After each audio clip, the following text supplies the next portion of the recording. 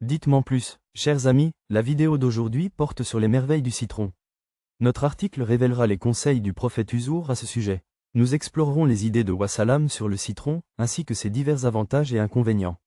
Nous aborderons également les préoccupations de ceux qui ne peuvent pas manger de citron. Enfin, nous nous pencherons sur le lien intrigant entre le citron et Djinna. Pourquoi Djinna est-il si étroitement associé au citron? Ils doivent avoir peur. Pourquoi fuient-ils les citrons? La vidéo était très connue. Ça va arriver, alors continuez à la regarder jusqu'à la fin. Tout d'abord, mes amis, vous devez savoir ceci. Rappelez-vous que le citron n'est pas un légume. C'est un fruit parce qu'il contient des graines. En arabe, on appelle immédiatement le prophète Muhammad, sallallahu ta'ala alayhi wa salam. Il a dit non. En vous présentant juste le meilleur, on l'a plutôt appelé Dabi. La vidéo est très connue. Cela va se produire, alors continuez à la regarder jusqu'à la fin. Tout d'abord, il faut savoir que le citron n'est pas un légume. Il s'agit plutôt d'un fruit car il contient des pépins. En arabe, on l'appelle immédiatement Dabi. Notre prophète bien-aimé, Hazrat Mohammed Mustafa sallallahu ta'ala wa salam, a également parlé de religion. Il nous a dit comment traiter les maladies avec le Dabi. Hazrat Anas, a raconté que le prophète, sur lui la paix, a dit, l'exemple d'un croyant qui, dans le Coran, dit que tout rend c'est-à-dire notre prophète bien-aimé, Hazrat Muhammad Mustafa sallallahu ta'ala wa salam, a également parlé de religion et de la façon de traiter les maladies.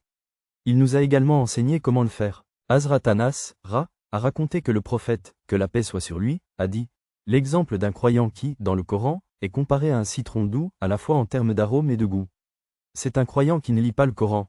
Il est comme un palmier dattier, qui est bon mais qui a une odeur désagréable. Un hadith mentionne que le prophète, que la paix soit sur lui, sallallahu ta'ala wa salam, a dit, l'exemple d'un croyant qui lit le Coran et le met en pratique est comme ce citron sucré. L'arôme et le goût du citron sont indéniablement bons. Le croyant qui ne lit pas le Coran mais suit son exemple est comme un palmier dattier, bon à déguster mais sans parfum. Le prophète Muhammad, que la paix soit sur lui, alayhi wa salam, a donné un exemple excellent et véridique. Un citron a été donné à un musulman. La personne qui présente le Saint-Coran comme un spectacle ne se contente pas de le faire, elle le met en œuvre.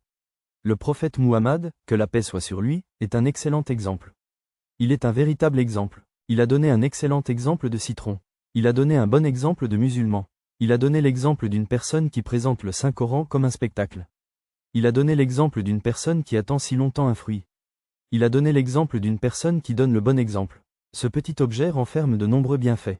Le fruit a des effets magiques la nuit. Notre prophète, Huzour, sallallahu alayhi wa salam, attend un fruit.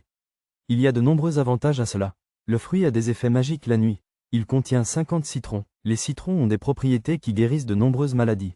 Bien qu'ils soient acides, les citrons présentent de nombreux avantages. Des recherches ont prouvé que l'utilisation du citron en cas de mal de gorge est bénéfique.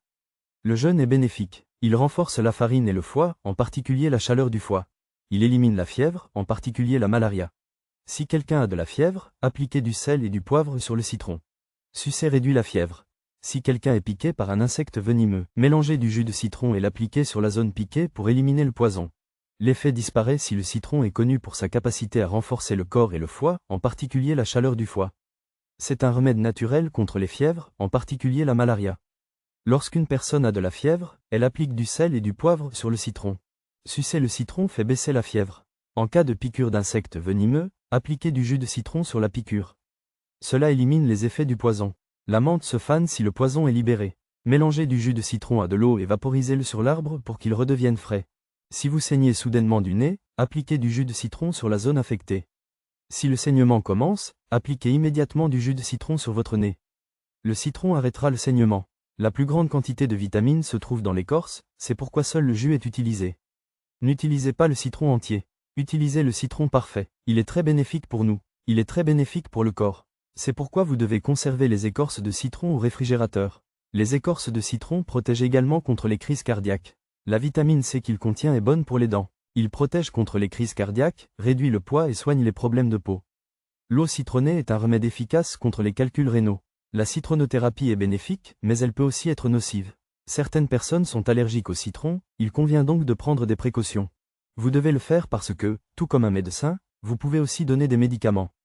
Si vous le donnez après avoir examiné vos patients, alors cela fonctionnera pour chaque type, chaque traitement et chaque fruit pour tout le monde. Selon un rapport, l'Amérique n'aurait pas de médecin sans le citron. C'est une source de vitamine C, mais il peut être un excellent moyen de se soigner. En cas d'utilisation excessive, il est extrêmement dangereux pour nos dents. De telles choses ne changent pas seulement la couleur de vos dents, mais Siddhartha commence bientôt à bouger. Les dents finissent par tomber et se casser. Ceux qui ne boivent que du jus de citron dans l'eau l'utilisent mélangé. Mais si vous y ajoutez du miel, cela réduira leur poids et améliorera leur santé. Qazi, pourquoi est-il nécessaire de le conserver à la maison? Ali Hassan écrit dans son livre que les mains qu'il avait avaient l'habitude de venir une fois pour quelques jours. Si le djinn ne venait pas, Qazi Saïb me demandait de venir. Voici une méthode éprouvée pour s'assurer de la présence des djinns. Gardez un citron dans votre maison. Les djinns ne viendront pas dans une maison où il y a un citron. C'est un remède sûr. Coupez un citron, appliquez du sel et gardez-le à la maison. Chiam, les djinns ne viendront pas chez vous.